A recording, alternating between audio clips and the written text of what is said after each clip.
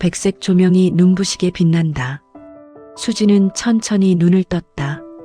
시야가 흐릿했다.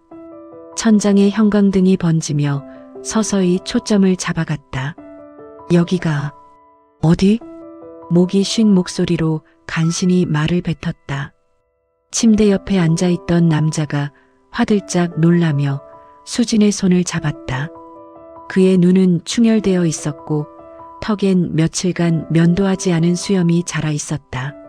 수진아, 깨어났구나. 정말 다행이야. 남자의 목소리는 떨렸고 눈가엔 눈물이 맺혀 있었다. 수지는 그를 멍하니 바라봤다. 낯익으면서도 낯선 얼굴이었다. 당신은? 남자의 표정이 순간 굳었다. 하지만 곧 슬픈 미소로 바뀌었다.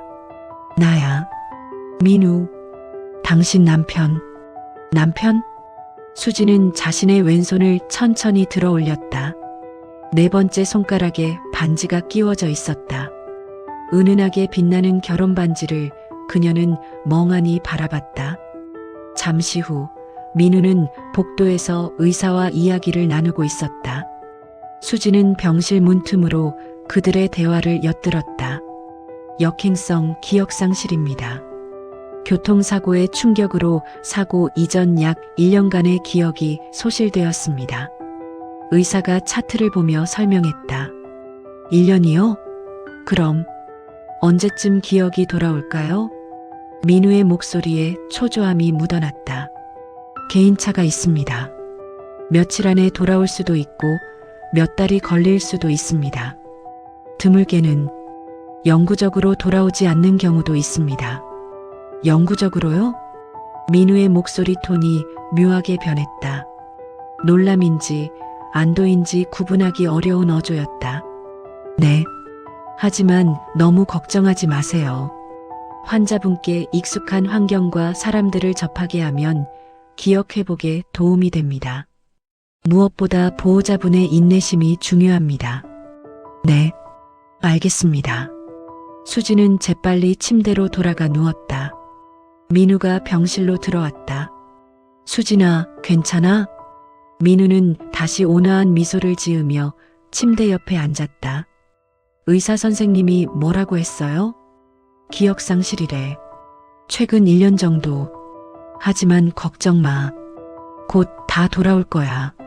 수지는 민우를 조심스럽게 관찰했다. 친근해 보이면서도 낯선 이 남자.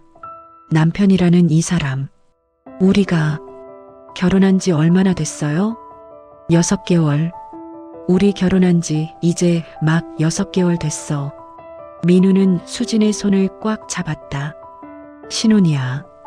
우린 아직 신혼부부라고. 수진은 고개를 끄덕였다. 하지만 가슴 한편이 묘하게 답답했다. 왜일까? 이 남자의 손이 따뜻한데 왜 손바닥에선 식은땀이 났을까? 일주일 후 수진은 퇴원해서 집으로 돌아왔다.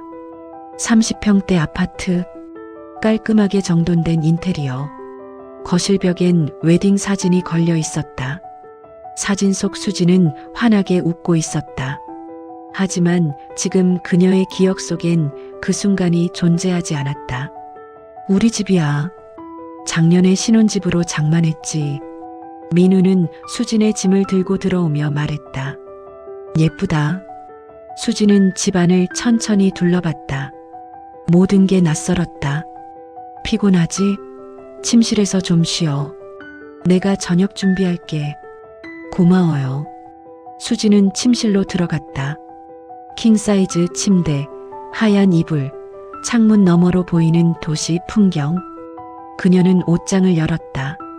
여자 옷들이 가지런히 걸려 있었다. 원피스, 블라우스, 코트. 모두 자신의 사이즈였지만 자신의 취향인지는 확신이 서지 않았다. 옷들을 한쪽으로 밀어내며 깊숙이 손을 넣었다. 그때 손끝에 뭔가 걸렸다. 종이 뭉치. 수지는 그것을 꺼냈다. 서류 봉투였다. 봉투를 열자 안에서 서류가 나왔다. 이혼 협의서 초안. 수진의 심장이 쿵 내려앉았다. 서류엔 자신의 이름이 적혀 있었고 곳곳에 연필로 서명 연습을 한 흔적이 있었다. 분명히 자신의 필체였다. 수진아, 뭐해? 민우의 목소리가 문 밖에서 들렸다. 수진은 황급히 서류를 봉투에 넣고 옷 사이에 숨겼다. 아무것도 아니에요. 옷 정리하는 중이에요. 저녁 됐어. 나와서 먹자. 네, 금방 갈게요. 수진은 옷장 문을 닫았다. 손이 떨렸다. 이혼 협의서? 우리가 신혼인데? 내가 왜? 저녁 식사는 조용했다. 민우가 만든 된장찌개와 제육볶음. 정성스러운 상차림이었다. 맛있어? 응, 맛있어요. 수지는 억지로 미소를 지었다. 하지만 목구멍으로 음식이 넘어가지 않았다. 우리 처음 만났을 때 기억나? 안 나겠지. 내가 이야기해 줄게. 민우는 행복한 표정으로 말을 이었다.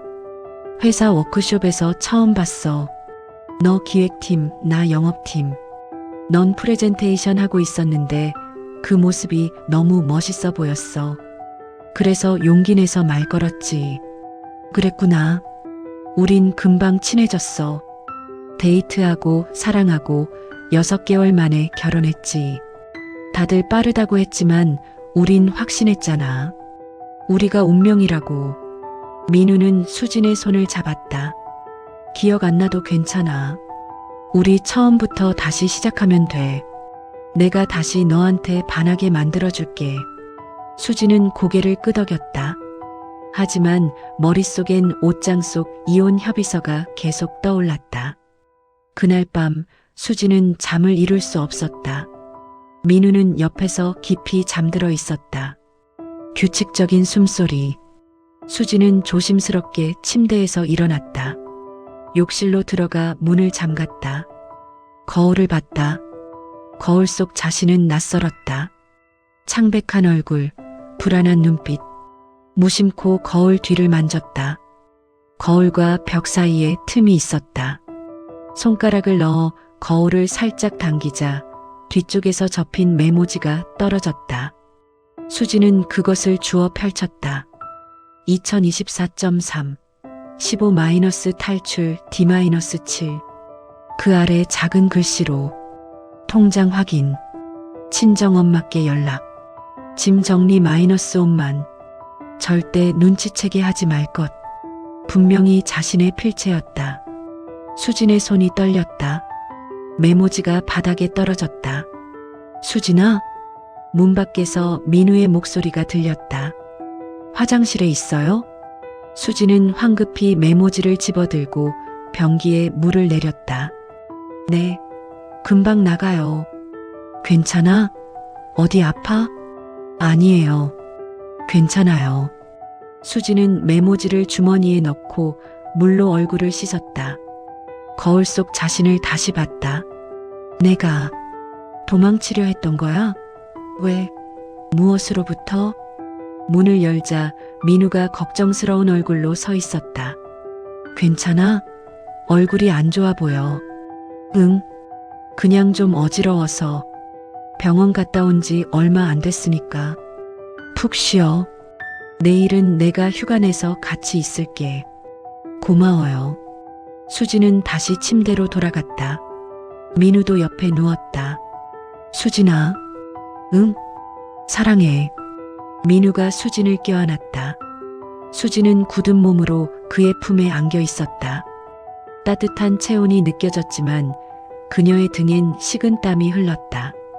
어둠 속에서 수진은 눈을 떴다. 천장을 바라봤다. 이혼 협의서, 탈출 계획. 나는 도대체 누구였던 걸까? 다음 날 아침, 수진은 민우가 샤워하는 동안 거실을 살폈다. 서랍을 열고 책장을 뒤지고 구석구석을 확인했다. 서재 책상 서랍에서 휴대폰을 발견했다. 자신의 이름이 적힌 케이스. 하지만 전원이 꺼져 있었다. 충전기를 꽂고 전원을 켰다. 비밀번호를 물었다. 수지는 여러 번호를 시도했다. 자신의 생일, 민우의 생일, 결혼기념일 민우가 말해준 날짜. 모두 틀렸다. 그때 문득 메모지에 적혀있던 날짜가 떠올랐다. 2024.3 15. 수지는 315를 눌렀다. 핸드폰이 열렸다. 갤러리를 열자 사진들이 나왔다. 대부분 민우와 함께 찍은 사진들이었다. 행복해 보이는 커플 사진들. 하지만 최근 사진들로 갈수록 수진의 표정이 굳어 있었다. 억지로 웃는 것처럼 보였다.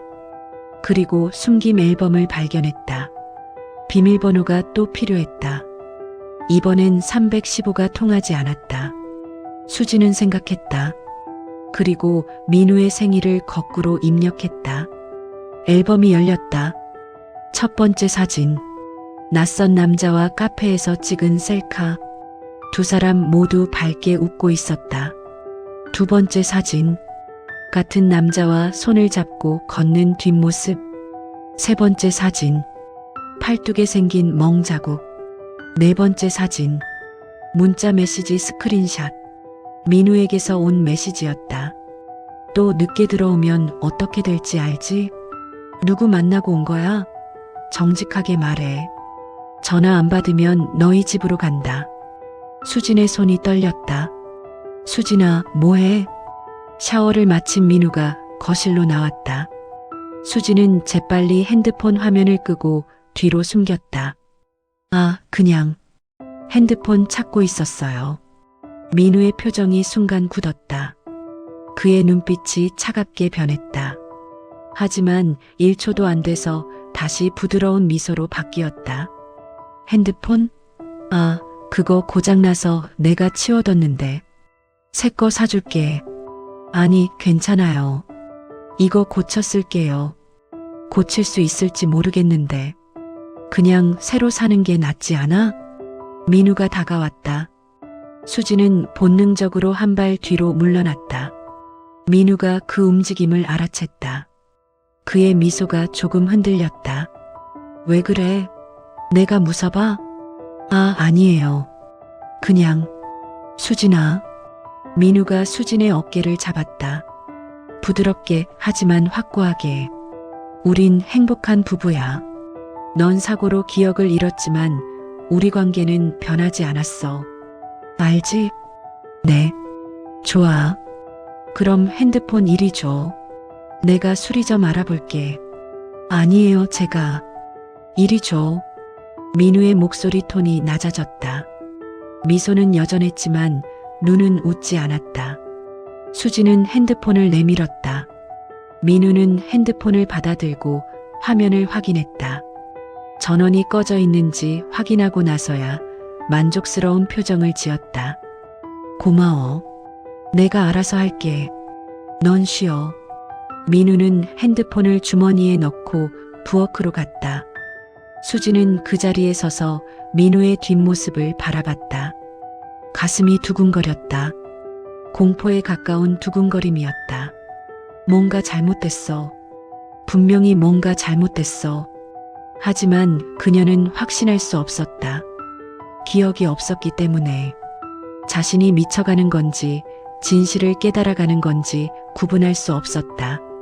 민우가 돌아서며 환하게 웃었다. 아침 먹자. 내가 계란 후라이 해줄게. 내가 좋아하는 거.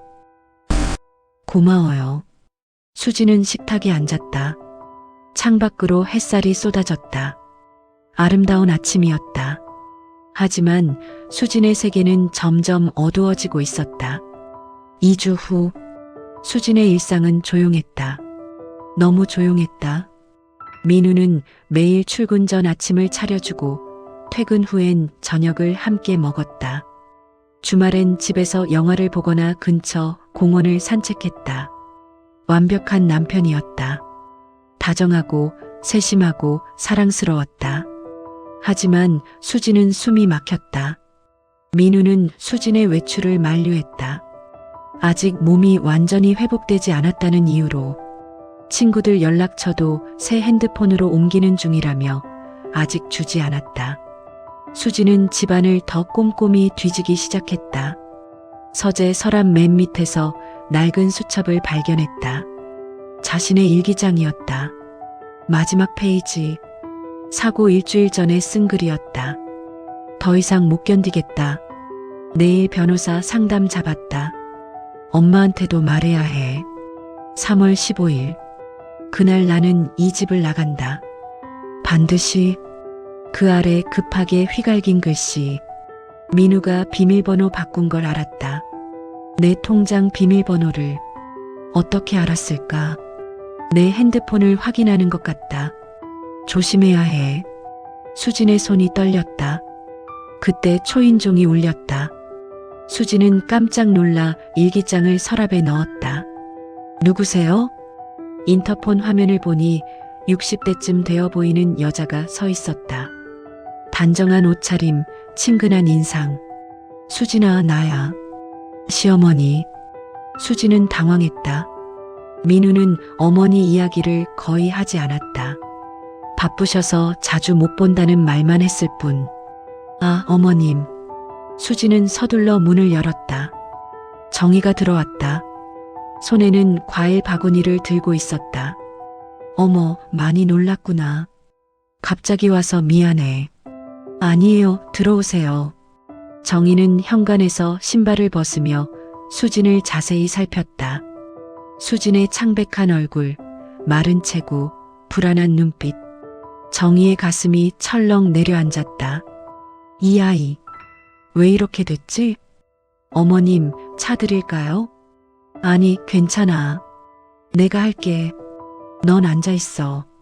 정희는 부엌으로 갔다. 찬장을 열고 컵을 꺼내며 집안 구석구석을 관찰했다.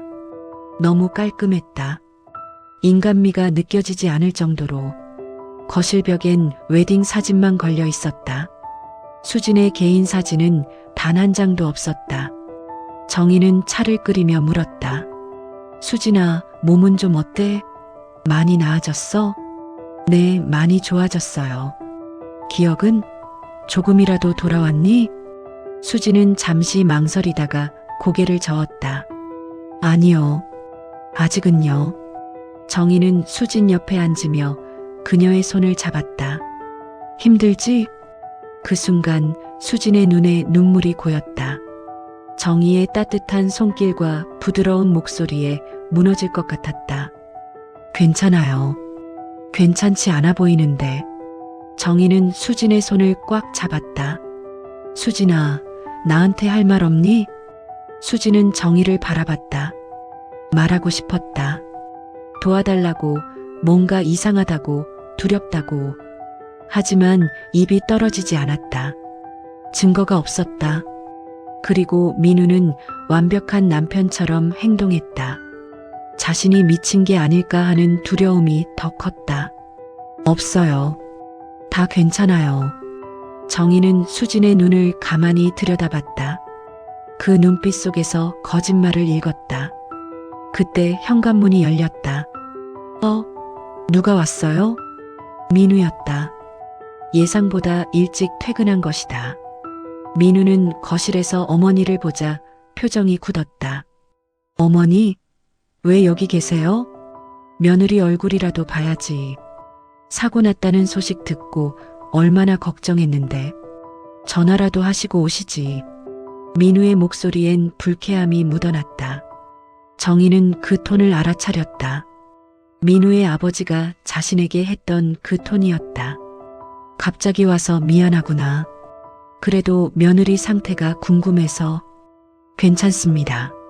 제가 잘 돌보고 있으니까 걱정 마세요. 그래도 가족인데 저희 좀 쉬고 싶습니다. 수진이가 아직 완전히 회복되지 않아서요. 민우는 노골적으로 어머니를 내보내려 했다. 정희는 천천히 일어났다. 그래, 알았다. 그럼 나는 갈게. 제가 바래다 드릴게요. 아니, 괜찮아. 정희는 수진에게 다가가 손을 꼭 잡았다. 수진아, 힘든 일 있으면 언제든지 전화해. 알았지? 정희는 종이 쪽지를 수진의 손에 쥐어줬다. 자신의 전화번호였다. 네, 어머님.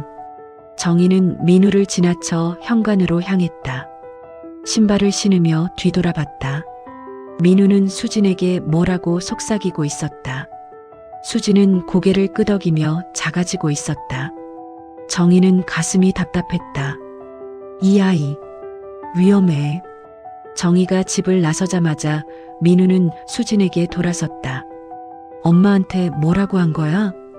아무 말도 안 했어요. 그래, 왜 그렇게 오래 얘기한 거야? 그냥 안부 물으시고. 민우는 수진의 손을 확인했다. 쥐고 있던 종이 쪽지를 발견했다. 이게 뭐야? 어머님 전화번호요. 민우는 쪽지를 빼앗아 찢어버렸다. 필요 없어. 나한테 뭐 있으면 말하면 돼. 왜 엄마한테 전화해? 아니, 그냥. 수진아. 민우가 수진의 턱을 들어 올렸다. 부드럽게 하지만 강제로.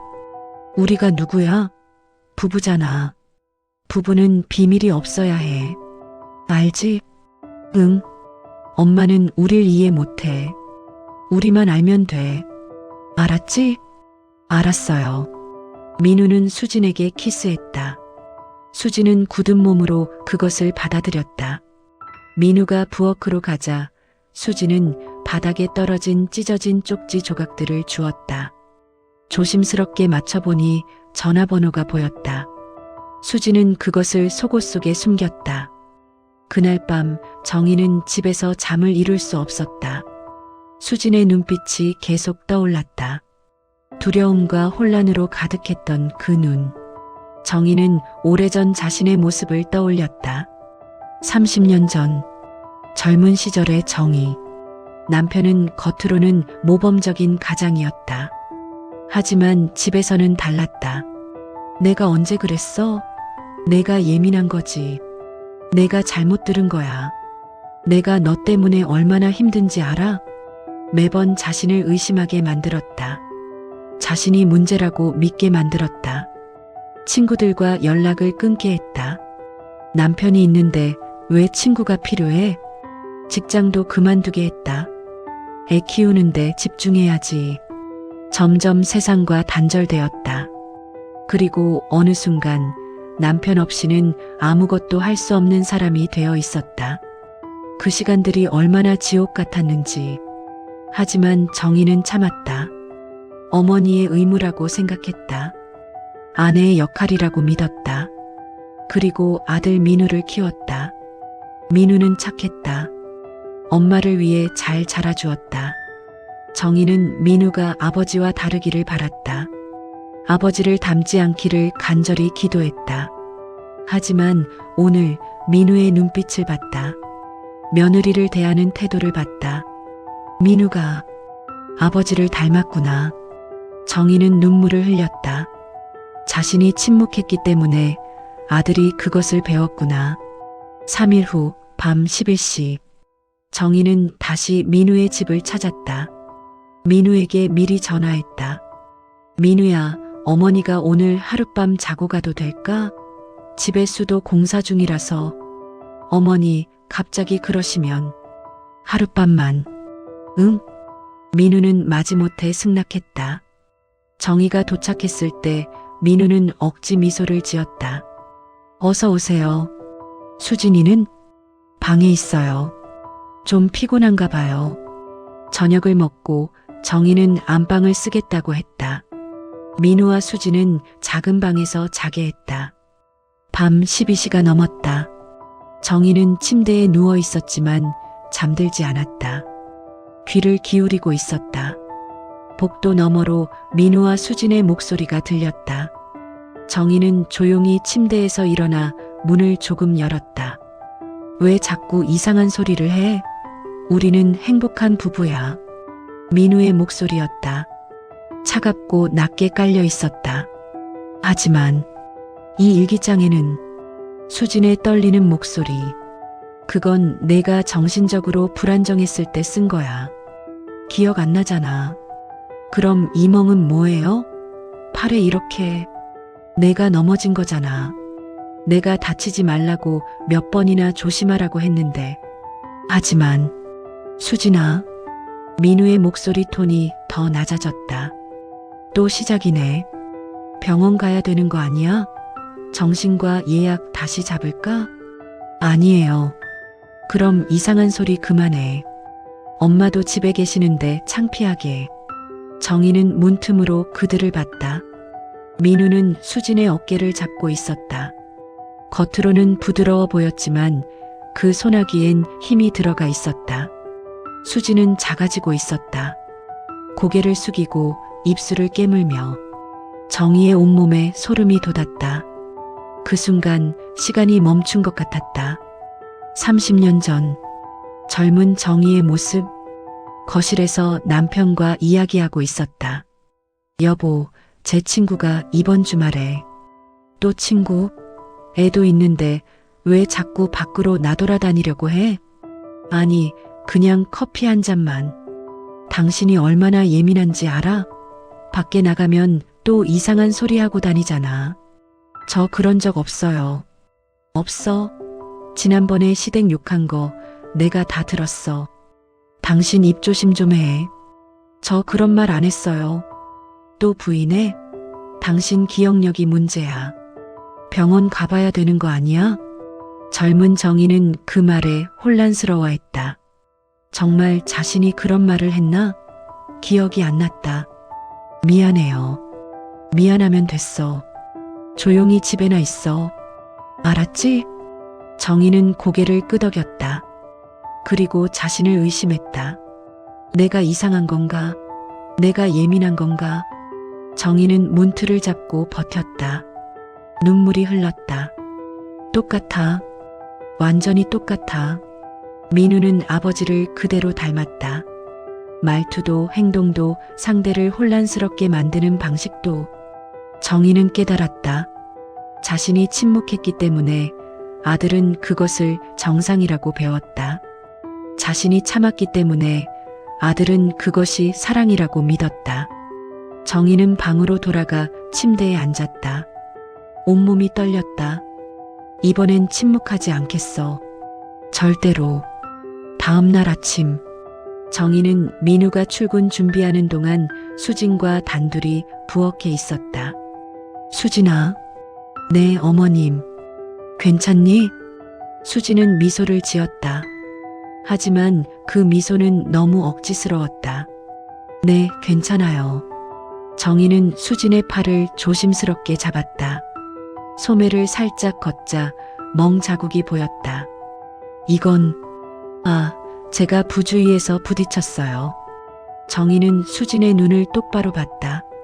수진아, 나한테 거짓말하지 마. 수진의 눈에 눈물이 고였다. 어머님, 어젯밤 다 들었어. 민우가 너한테 하는 짓. 수진은 고개를 떨었다. 눈물이 쏟아졌다. 하지만 증거가 없어요. 민우가 직접 때린 적은 없어요. 그냥 말로만. 그리고 저도 확신이 없어요. 제가 정말 이상한 건지 아니면. 정희는 수진을 꽉 안았다. 내가 이상한 게 아니야. 민우가 잘못된 거야. 하지만 어머님은 민우 어머니시잖아요. 그래, 내가 민우 엄마야. 그래서 더 책임감을 느껴. 정희는 수진을 바라봤다. 내가 제대로 키우지 못했어. 미안해. 아니에요. 내가 널 도와줄게. 약속해. 수진은 정희의 품에서 한참을 울었다. 민우가 출근하고 나서 정희는 수진과 진지하게 이야기를 나눴다. 증거를 모아야 해. 민우가 너를 어떻게 대하는지. 어떻게요? 녹음해. 대화를 전부. 정희는 자신의 옛날 핸드폰을 꺼냈다. 이것 써. 녹음 기능 있어. 방 곳곳에 숨겨둬. 하지만 어머님, 이러시면 민우가. 내가 책임질게. 정희의 눈빛은 단호했다. 그날 저녁 정희는 집으로 돌아갔다. 하지만 며칠 후 정희는 참을 수 없었다. 아들과 직접 대면하기로 했다. 토요일 오후 정희는 민우에게 전화했다. 민우야, 엄마가 할 말이 있어. 나와서 커피 한잔 하자. 무슨 일인데요? 중요한 얘기야. 제발. 민우는 마지못해 승낙했다. 카페. 정희와 민우가 마주 앉았다. 정희는 커피를 한 모금 마시고 입을 열었다. 민우야, 수진이한테 뭐 하는 거니? 민우는 어이없다는 표정을 지었다. 무슨 말씀이세요? 어젯밤에 들었어. 내가 수진이를 몰아세우는 거. 민우의 표정이 굳었다. 엄마가 뭘 안다고 그러세요? 다 알아. 내가 수진이를 어떻게 대하는지. 전 제 아내를 사랑하고 돌보고 있습니다. 그게 사랑이야? 상대를 의심하게 만들고 혼란스럽게 만들고 세상과 단절시키는 게. 민우는 비웃었다. 엄마, 수진이가 뭐라고 했어요? 저한테 불만이 있다고? 수진이는 아무 말도 안 했어. 내가 직접 본 거야. 본 게 뭔데요? 제가 아내를 간호하는 거요? 민우야. 정희의 목소리가 떨렸다. 너, 내 아버지 닮았어. 민우의 얼굴이 확 굳었다. 뭐라고요? 내 아버지가 나한테 그랬어. 똑같이. 정희는 숨을 깊이 들이쉬었다. 매일 나를 의심하게 만들었어. 내가 예민한 거야. 내가 잘못 들은 거야. 병원 가봐야 되는 거 아니야. 그 말 들을 수도 없이 들었어. 엄마, 난 그게 당연한 줄 알았어. 아내가 참아야 하는 거라고 믿었어. 하지만 아니었어. 그건 학대였어. 민우는 냉소적으로 웃었다. 학대요? 아버지가 엄마를 학대했다고요? 그래.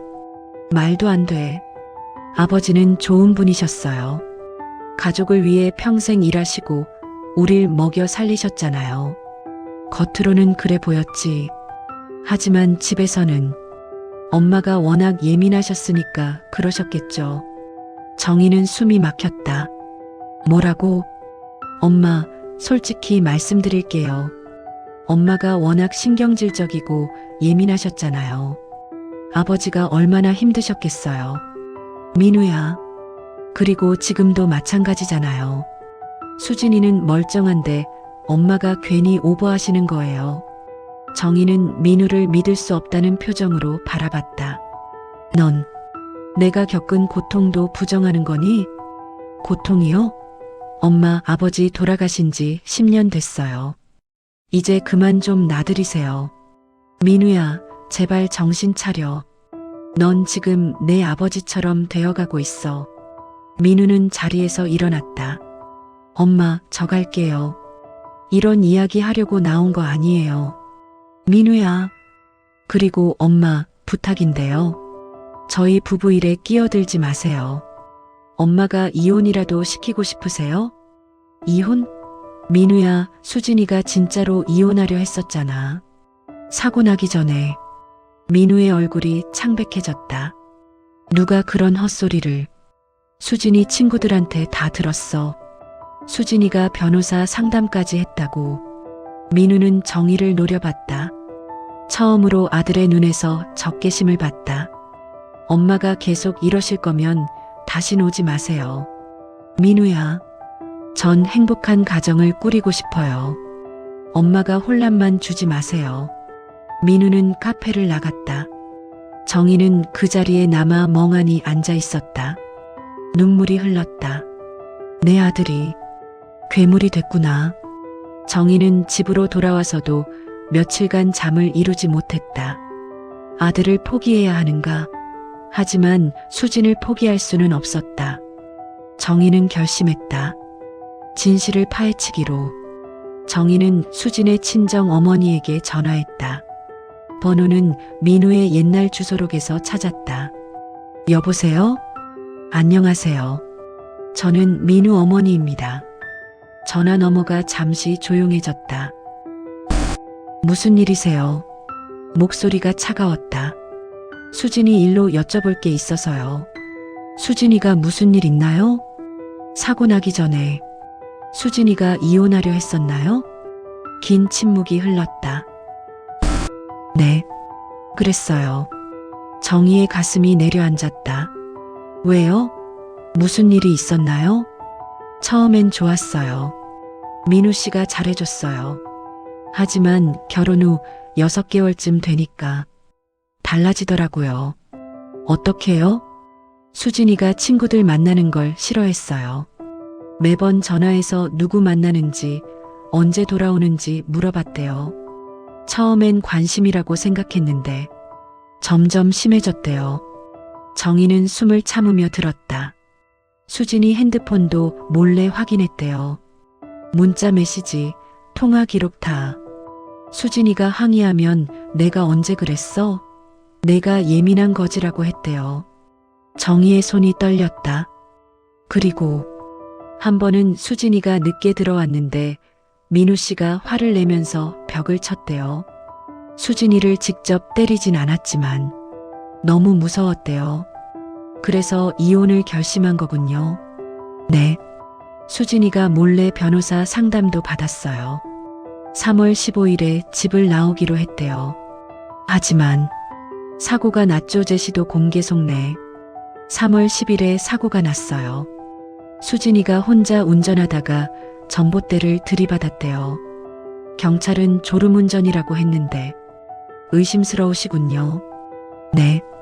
수진이는 운전 조심하는 애예요. 그리고 사고 나기 며칠 전부터 민우 씨한테 미행당하는 것 같다고 했거든요. 정희는 온몸에 소름이 돋았다. 혹시 민우 전 부인에 대해 아시나요?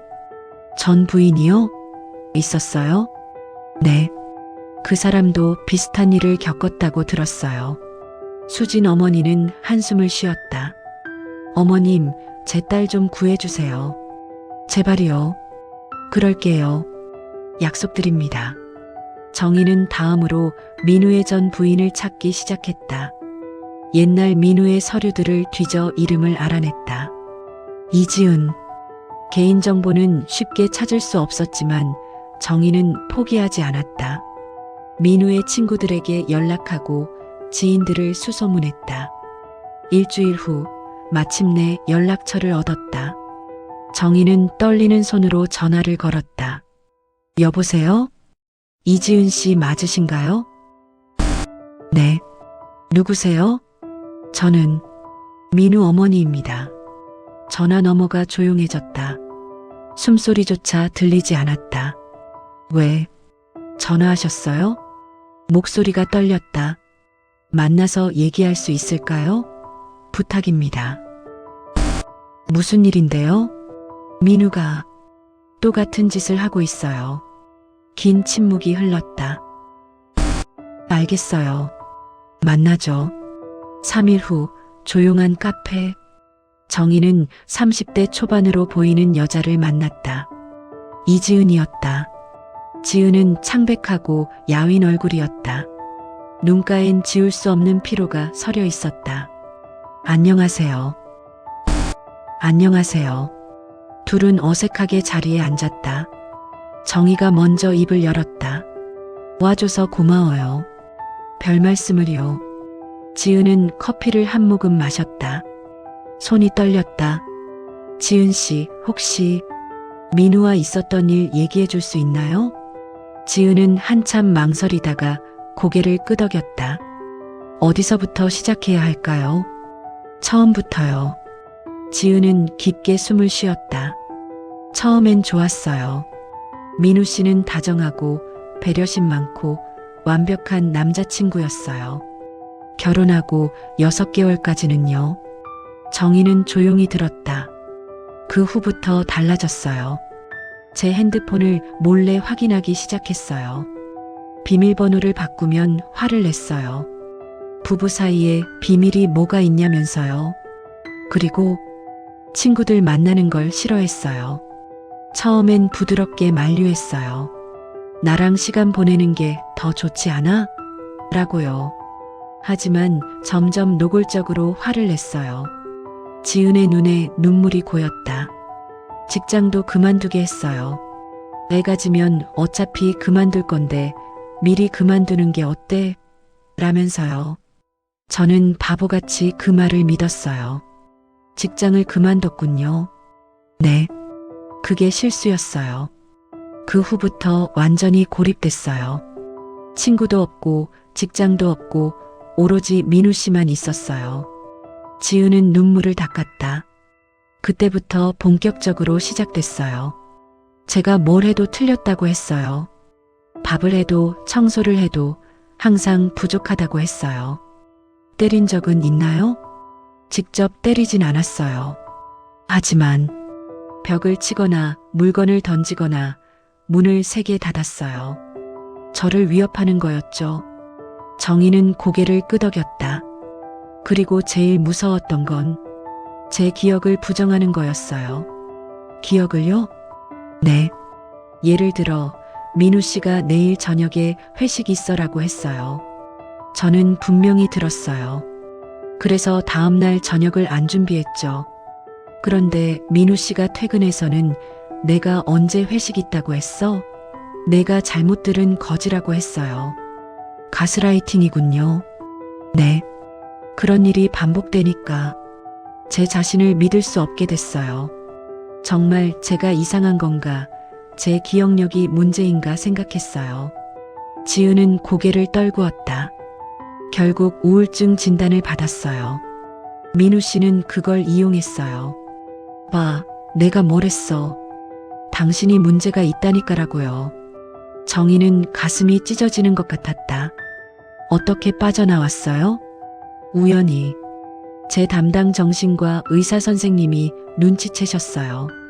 상담하면서 제 얘기를 듣고 이건 당신 문제가 아니라 가정폭력이라고 말씀하셨어요.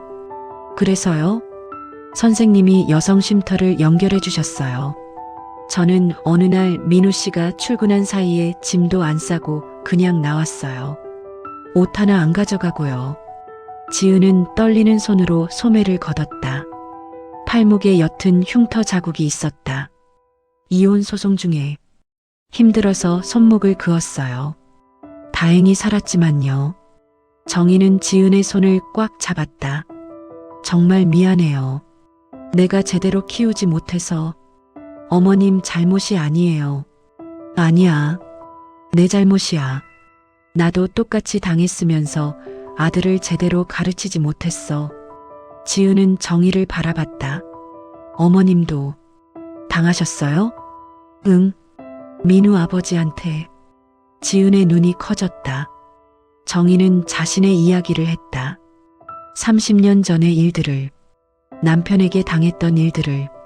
지은은 정희의 손을 꽉 잡았다. 어머님, 힘드셨겠어요. 나는 참았어.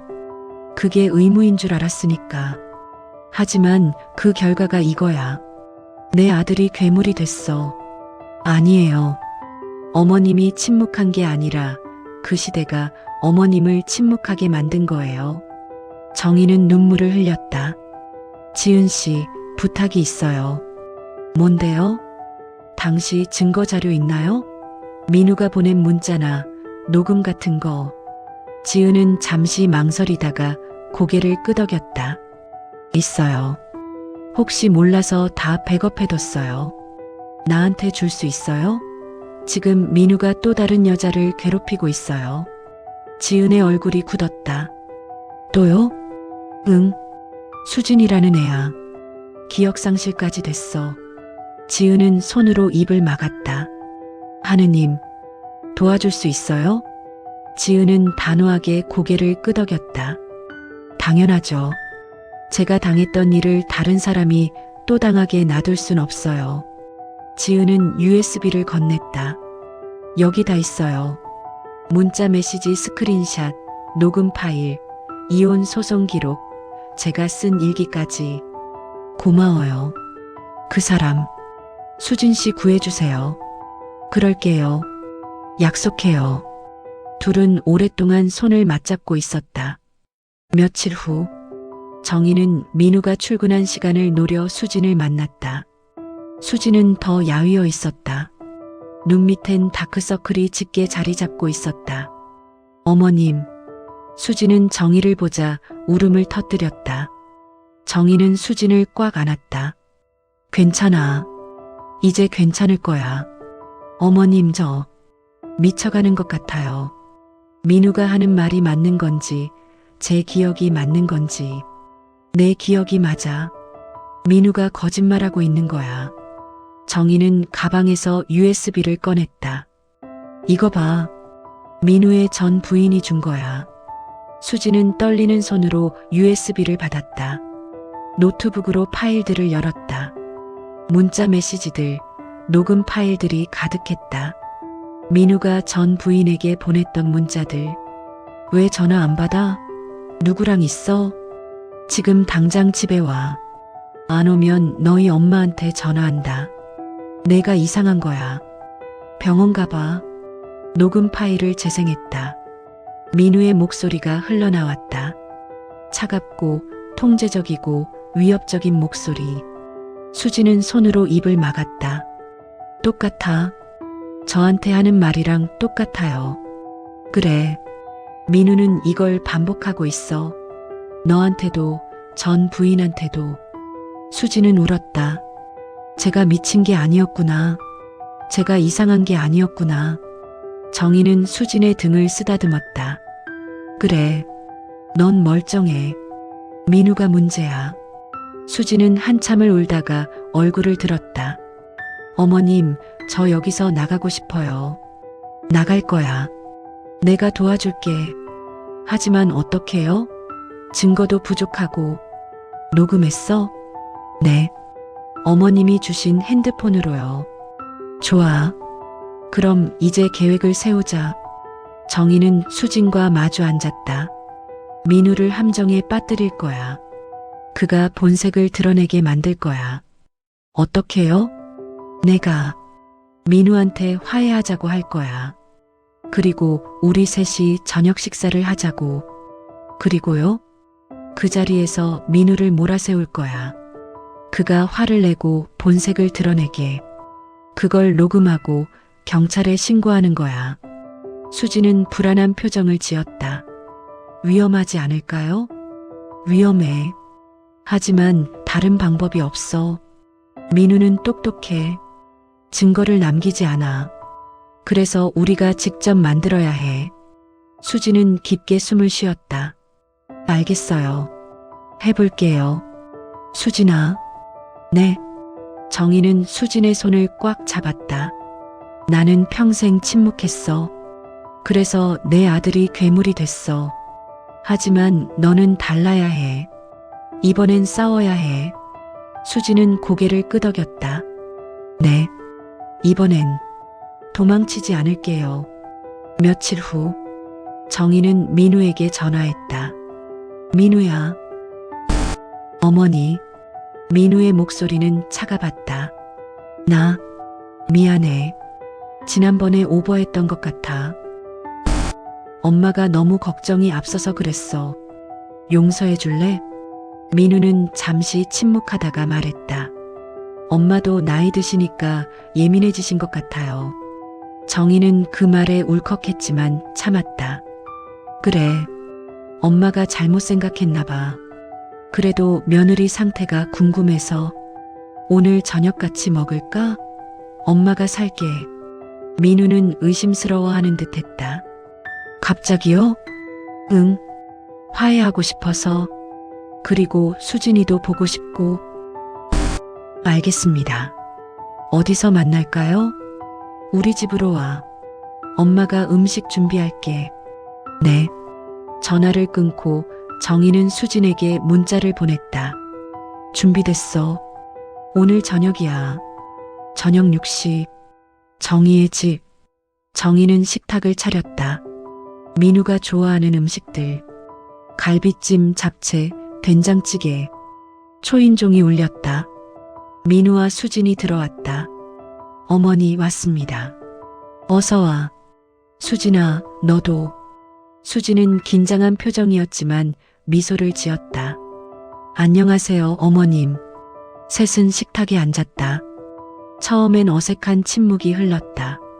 하지만 정희가 밝게 말을 걸었다. 많이 먹어. 민우, 내가 좋아하는 갈비찜 만들었어. 고맙습니다. 민우는 경계하는 듯 정희를 살폈다. 식사가 진행되는 동안 정희는 일상적인 이야기를 했다. 날씨, 건강, 동네 소식. 민우는 점점 긴장을 풀었다. 어머니가 정말 화해하려는 것 같았다.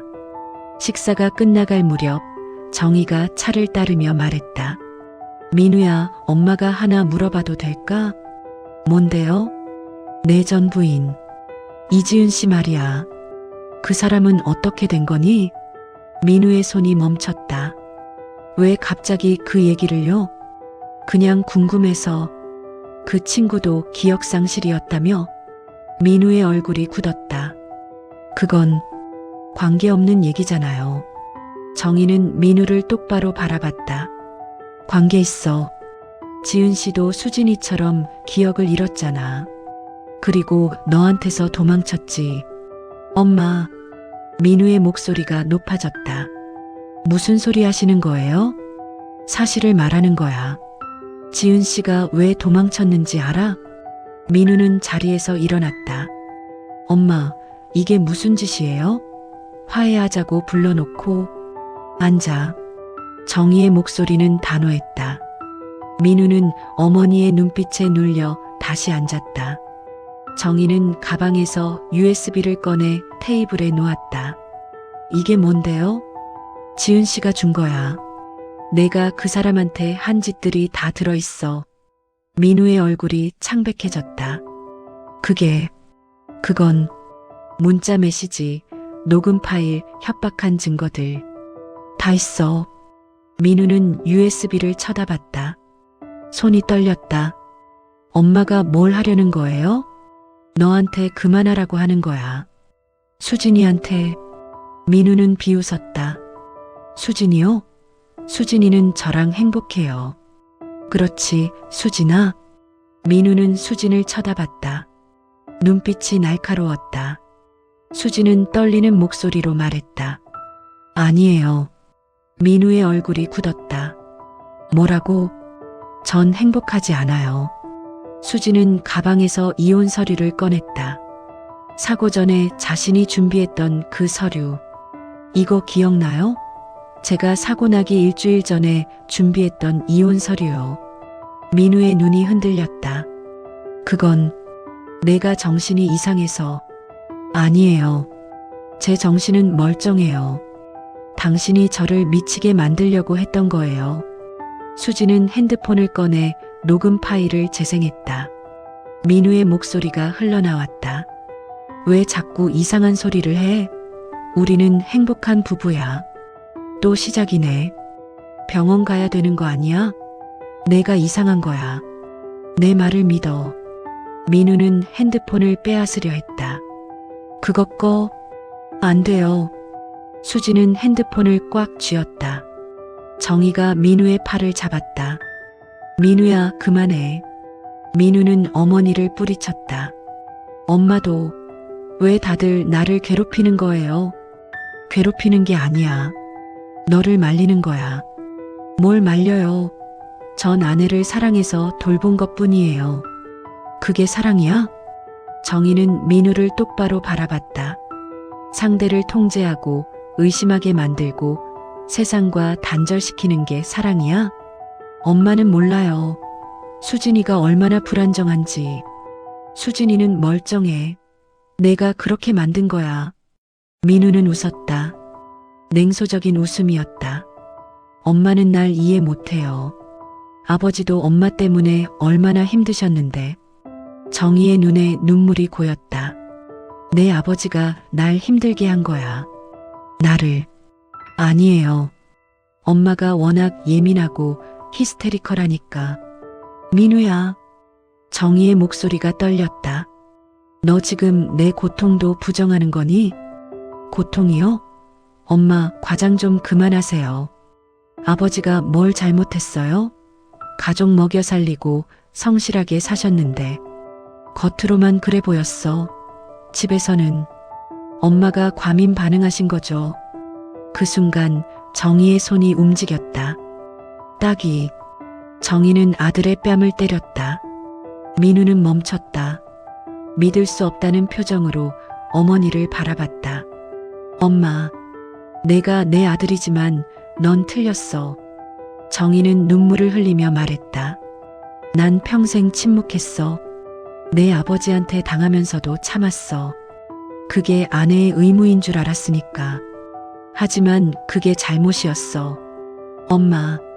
그리고 그 침묵 때문에 넌 그게 정상이라고 배웠어. 여자를 그렇게 대해도 된다고 믿었어.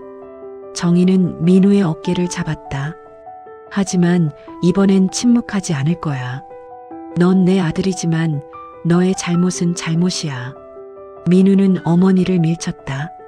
엄마도 미쳤어. 다들 미쳤어. 민우는 수진에게 달려들었다. 너, 내가 엄마를 꼬드긴 거지? 아니에요. 수진은 뒤로 물러났다. 민우가 수진의 팔을 붙잡았다. 강하게. 수진이 비명을 질렀다. 아파요. 정희가 민우를 막아섰다.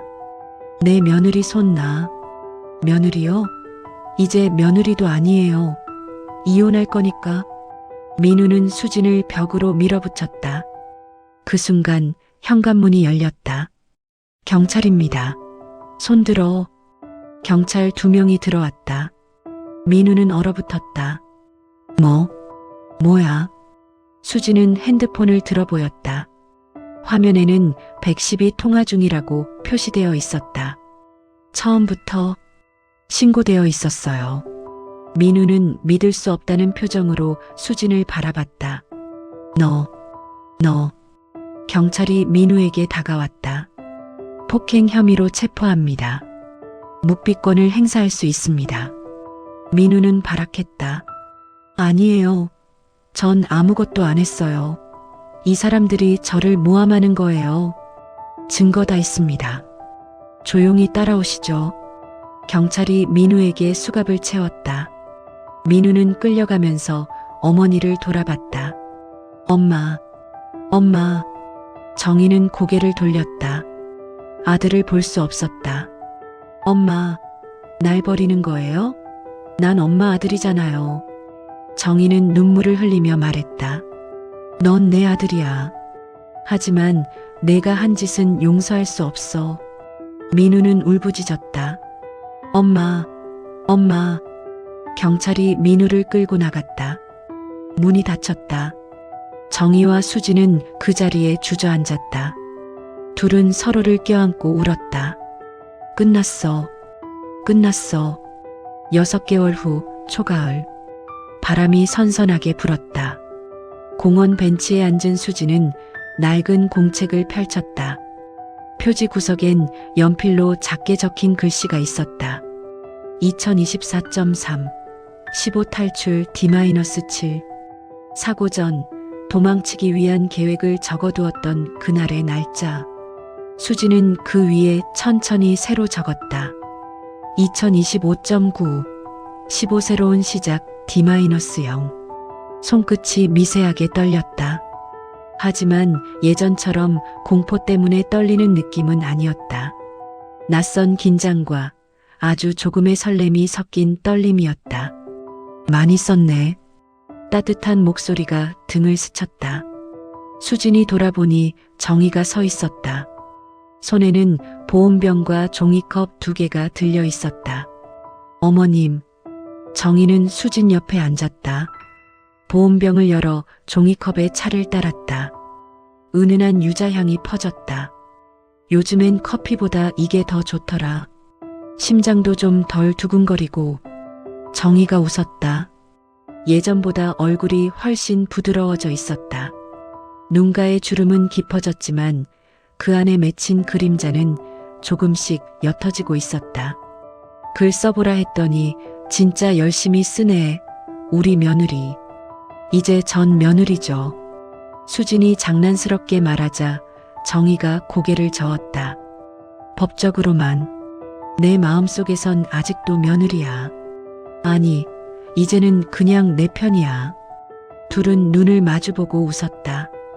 웃음 끝에 잠깐 묵직한 침묵이 내려앉았다. 수진이 먼저 입을 열었다. 재판 끝나니까 실감이 잘 안 나요. 몇 주 전 재판이 끝났다.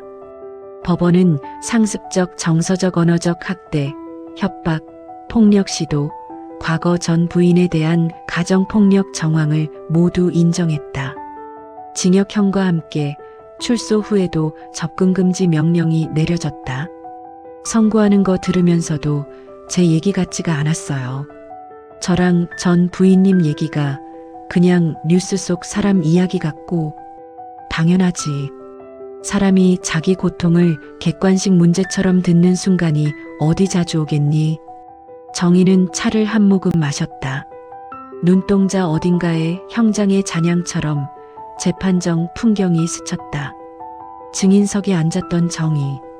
손이 떨려 성경 대신 증언선서를 제대로 잡지 못했을 때 수진이 조용히 다가와 손을 받쳐주었다. 정희 씨, 피고인의 어머니로서 진술하시겠습니까? 판사의 질문에 정희는 오랜 침묵 끝에 고개를 끄덕였다. 네, 저는 피해자 편에 서겠습니다. 그 한마디에 법정 안공기가 달라졌다. 민우는 믿을 수 없다는 눈으로 어머니를 바라봤다. 어머니 왜? 민우야, 엄마는 내 편이 아니라 오른편에 서려고 한다. 정희의 목소리는 떨렸지만 방향을 잃지 않았다. 현재 공원. 무섭지 않았어요? 재판에서 저 대신 민우 씨한테 그렇게 말씀하시는 거. 수진이 조심스럽게 묻자 정희는 잠시 하늘을 올려다봤다. 옅은 구름 사이로 햇빛이 번져 내려왔다. 무서웠지. 솔직히 아직도 가끔은 내가 너무했나 싶을 때 있어. 정말요? 응. 엄마 마음이라는 게 원래 그래. 잘못한 거 뻔히 알면서도 그래도 제가 어릴 때는 착했는데 이런 생각이 자꾸 나거든. 정희는 쓸쓸하게 웃었다. 근데 그럴 때마다 내 팔의 멍이 생각나. 전 부인 팔목의 흉터도, 그리고 내 젊은 날 얼굴도 같이 떠올라. 잠시 말이 끊겼다. 바람에 나뭇잎이 사각 울렸다. 그럼 깨닫는 거지. 아, 또 과거에 붙들려서 지금의 피해자를 외면할 뻔했구나 하고. 정희가 수진을 바라봤다. 그래서 이제는 과거의 죄책감으로 현재를 잘못 선택하지 않으려고. 그게 내가 할 수 있는 마지막 책임 같아서. 수진의 눈가가 뜨거워졌다. 전 어머님 아니었으면 아직도 제가 이상한 줄 알았을 거예요. 아니야. 너도 결국 여기까지 온 건 내가 계속 의심했기 때문이야. 뭔가 잘못됐다고. 정희는 수진의 공책을 가리켰다. 이제 그 의심을 나 자신이 아니라 상황에게 돌릴 줄 알게 된 거지. 그게 얼마나 큰 변화인데. 수진은 공책을 내려다보았다. 한 페이지에는 이런 문장이 적혀 있었다. 나는 미친 게 아니었다. 나는 피해자였고 이제 생존자가 되려고 한다. 글씨가 조금 울퉁불퉁했다. 눈물 자국이 잉크를 번지게 만든 페이지였다. 기억은 좀 어때? 정희가 조심스럽게 물었다. 수진은 한참 생각하다가 대답했다. 조금씩 돌아와요. 산책하던 길, 카페, 회사 사람들 파편처럼요. 근데 신기한 건, 모든 걸 다 기억하고 싶다는 마음이 예전만큼 간절하진 않아요. 정희가 고개를 갸웃했다. 왜? 사고 전 제 삶이 꼭 좋았던 시간만은 아니었다는 걸 알게 돼서요. 그냥 무조건 그때로 돌아가고 싶어가 아니라 다시 쓰고 싶다로 바뀐 것 같아요. 수지는 천천히 말을 이었다. 기억이 돌아오는 건 과거를 되찾는 일이기도 하지만 동시에 다시 마주하는 일이잖아요. 이제는 그게 그렇게 무섭지만은 않아요. 옆에 어머님도 있고 도와줄 사람들도 있으니까. 정희의 눈가가 붉어졌다. 내가 그렇게 말해주니까 나도 조금 덜 미안하다. 왜요? 처음엔 너를 볼 때마다 죄책감이 먼저였어. 내가 제대로 막지 못해서 내 아들이 또 한 사람을 망가뜨렸구나 하는 생각 때문에. 정희는 숨을 고르며 말을 이었다. 근데 요즘엔 너를 보면 희망도 같이 보여. 넌 나처럼 평생 침묵하지 않겠지 싶어서. 수지는 미소를 지었다. 침묵하는 법은 충분히 배웠으니까요. 이제는 말하는 법을 배울 차례인 것 같아요. 둘 사이에 잠시 잔잔한 침묵이 흐르다가 수진이 장난스럽게 물었다. 근데 어머님, 진짜로요? 뭐가? 정말 저랑 그 동네 주민센터 프로그램 같이 들으실 거예요? 가정폭력 생존자 자조 모임이랑 중년 여성 글쓰기 클래스요. 정희는 헛기침을 했다. 에이, 뭐 신청까지 해놓고 안 갈 순 없잖아. 어머님이 먼저 제안하셨잖아요. 그랬나? 네. 이제 울기만 하지 말고 같이 떠들자고. 정희가 피식 웃었다. 그래, 맞다. 내가 그랬지. 나도 너무 오래 울었으니까. 정희는 천천히 허리를 폈다. 어딘가 여전히 구부정했지만 어깨는 예전보다 분명히 덜 움츠려 있었다. 민우 보러 갈 생각은 있어요? 수진이 조심스럽게 물었다. 정희는 한참을 생각하다 고개를 끄덕였다. 언젠가는. 근데 지금은 아니야. 무서워서요? 무서운 것도 있고 또 예전처럼 괜히 불쌍해서 넘어갈까봐 그게 더 무서워. 정희는 솔직히 말했다. 내가 10수년 동안 못했던 말을 한 번에 다 쏟아냈잖아. 내 아버지는 나를 학대했고 넌 그걸 배웠다고 그 말을 다시 주워 담고 싶지는 않아. 네. 그 아이를 다시 만나더라도 예전처럼 엄마니까 다 이해해줄게가 아니라 내가 한 일의 책임을 절하라고 말할 수 있을 때 가려고 해. 수지는 그 말을 조용히 가슴에 새겼다. 사랑과 책임 사이에서 정의가 얼마만큼의 균형을 애써 잡고 있는지 느낄 수 있었다. 수진이 공책을 덮었다. 저도 언젠가는요. 뭘? 이 이야기를 누군가에게 처음부터 끝까지 해줄 수 있는 날이 오겠죠. 떨리지 않고 울지 않고 그냥 한 사람의 지나온 인생 이야기처럼. 정희가 고개를 끄덕였다. 그때는 내 얘기를 듣고 누군가가 살아날 수도 있겠지. 그랬으면 좋겠어요. 제가 살았으니까요. 수지는 깊게 숨을 들이마셨다. 가슴 깊숙이 차가운 공기 대신 서늘하지만 맑은 공기가 들어왔다. 어머님, 응? 앞으로 제 기억 속에 어머님은 어떤 사람으로 남았으면 좋겠냐면요. 어떤 사람? 수지는 조금 머뭇거리다가 미소 지었다. 저를 처음으로 믿어준 어른, 그리고 자기 죄책감에만 머무르지 않고 같이 싸워준 사람. 정희의 눈에서 눈물이 또르르 흘렀다. 하지만 이번 눈물은 과거에 묶인 채 흘리던 절망의 눈물과는 조금 달랐다. 그거면 충분하다. 정희는 수진의 손을 꼭 잡았다. 넌 앞으로 어떤 사람으로 기억되고 싶니? 수지는 잠시 생각했다.